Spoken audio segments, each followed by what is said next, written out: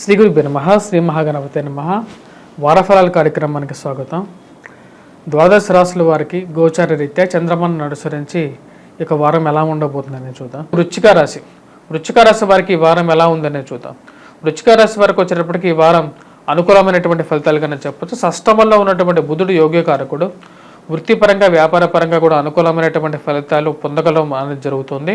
Financial rotations అనేది అనుకూలంగా ఉంటుంది. బంధువులు స్నేహితులతో గడపడం అనేది జరుగుతుంది. మరియు అదేవిధంగా ఈ రాశి వారికి సప్తమంలో ఉన్నటువంటి శుక్రుడు యోగ్యకారకుడు అనమాట. అంటే ఏ విధంగా అంటే స్త్రీ సంబంధితమైనటువంటి విషయాలు, ప్రేమ సంబంధితమైనటువంటి వ్యవహారాలు సానుకూలపడే విధంగా ఉంటుంది. మరియు పరస్త్రీతో గడపడానికి, పరపురుషుడితో గడపడానికి ఎక్కువగా అనుకూలమైనటువంటి స్థితిగా ఏర్పడుతూ ఉన్నది. ఆ యొక్క విషయంలో తగు జాగ్రత్తలు అనేది అవసరం. సంతాన సంబంధితమైన విషయాలు, ప్రేమ సంబంధితమైన వ్యవహారాలు సానుకూలపడతాయి.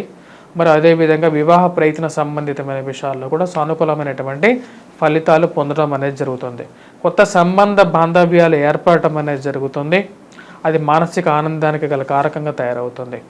పేరు ప్రఖ్యాతుల గురించి మీరు చేసేటువంటి ప్రయత్నాల్లో వార ప్రథమంలో అనుకూలమైనటువంటి నిర్ణయాలు పొందడం అనేది జరుగుతుంది. రాశి వారికి అర్ధాష్టమ శని ప్రభావం అనేది ఎక్కువగా బాధించగలుగుతుంది. తల్లిగారి ఆరోగ్య సంబంధితమైన విషయాలు, గృహంలో ఏదో ఒక మానసిక బాధ అనేది ఎక్కువగా వెంటాడుతూ ఉంటుంది. రాశి వారికి అర్ధాష్టమ శని ప్రభావం అయితే వెంకటేశ్వర స్వామి ఆరాధన చేసుకోవాలి. అదేవిధంగా 7 శనివారాల వ్రతాన్ని చేసుకున్నా సరే మానసిక ప్రశాంతత అనేది పొందడం అనేది జరుగుతుంది. గృహవాన కొనుగోలు సంబంధితమైన విషయాల్లో కాళ్ళకి, మోకాళ్ళకి, కీళ్ళకి నొప్పులు రావడం అనేది జరుగుతుంది. గృహవాన కొనుగోలు సంబంధితమైన విషయాలు ఈ రాశివారు ముఖ్యంగా ఇతర వాహనం కానీ గృహం కానీ కొనే ముందు 1-2 సార్లు చెక్ చేసుకున్న తర్వాత ముందుకు వెళ్ళటం అనేది ముఖ్యమైనటువంటి సూచన. అదేవిధంగా ఈ రాశి వారికి మనం బాగా గమనించినట్లయితే అర్ధాష్టమ శని ప్రభావం ఉన్నప్పటికీ కూడా గురువు సప్తమంలో ఉన్నప్పుడు అది కొంచెం పాజిటివ్ రిజల్ట్స్ని ఎక్కువగా ఇస్తూ ఉంటుంది. ముఖ్యంగా వచ్చేటప్పటికి భాగస్వామ్య బిజినెసెస్లో కొద్దిగా కలిసి వచ్చే విధంగా ఉంటుంది. ఆరోగ్యపరంగా కూడా కొంచెం స్థిరత్వాన్ని పొందడం అనేది జరుగుతుంది. ఈ రాశి వారికి వచ్చినప్పటికీ ఓవరాల్గా ఈ వారం అనుకూలమైనటువంటి ఫలితాలుగానే చెప్పొచ్చు.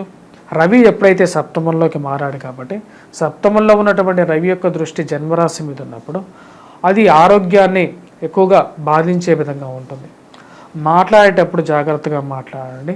జ్వరపీడత్వానికి గల కారకంగా తయారవుతుంది. ఆ విషయాన్ని జాగ్రత్త తీసుకోండి. ఫైనాన్షియల్ రొటేషన్స్లో, స్పెక్యులేషన్స్లో ఇన్వెస్ట్మెంట్స్ అనేవి లాభించే విధంగా ఉంటుంది. వడ్డీ వ్యాపారస్తులకి అనుకూలమైనటువంటి ఫలితాలే పొందడం అనేది జరుగుతుంది. అదేవిధంగా పుస్తక రంగ ముద్రణలో ఉన్నటువంటి వ్యాపారస్తులకు కూడా సానుకూలమైనటువంటి ఫలితాలే పొందడం అనేది జరుగుతుంది. ఈ రాశి వారు చేసుకోవలసినటువంటి పరిహారాలు ఏమిటి అంటే ముఖ్యంగా వచ్చేటప్పటికి జన్మరాశిలో నుంచి సప్తమంలోకి రవిగ్రహ సంచారం అనేది అనుకూలంగా లేదు కాబట్టి రవిగ్రహ పరిహారం చేసుకోవాలి, సూర్యారాధన చేయాలి. సానుకూలమైనటువంటి ఫలితాలు అనేది పొందడం అనేది జరుగుతుంది ఈ రాశివారు. అదేవిధంగా ఈ రాశి వారికి వచ్చేటప్పటికి ముఖ్యంగా సూర్యారాధన చేసేటప్పుడు ముఖ్యంగా సూర్యుడికి తామ్ర పాత్రలో వచ్చేటప్పటికి అంటే కంచు పాత్రలో మనం నీటిని ఎక్కువగా తాగుతూ ఉంటే ఆ రవి యొక్క బలం అనేది బాగా పెరుగుతుంది. అదేవిధంగా ఉదయం రవిహోరా సమయంలో అంటే ఉదయం 7 గంటల నుంచి 8 గంటల మధ్యలో లవంగాలని 1-2 లవంగాలని మనం తినగలిగితే అది వచ్చేటప్పటికి సూర్యుడి యొక్క ప్రతాపాన్ని, బలాన్ని శరీరంలో పెంచడం అనేది జరుగుతుంది. విద్యార్థులకు వచ్చేటప్పటికి ముఖ్యంగా గురుగ్రహ మంత్రజపం అనేది చాలా ముఖ్యం. గురుగ్రహ మంత్రజపంతో పాటు ఈ రాశివారు లక్ష్మీ అమ్మవారిని కూడా పూజించినట్లయితే శుక్రుడి యొక్క బలం అనేది పెరుగుతుందన్నమాట. అది వివాహకారకంగా కూడా మారుతుంది.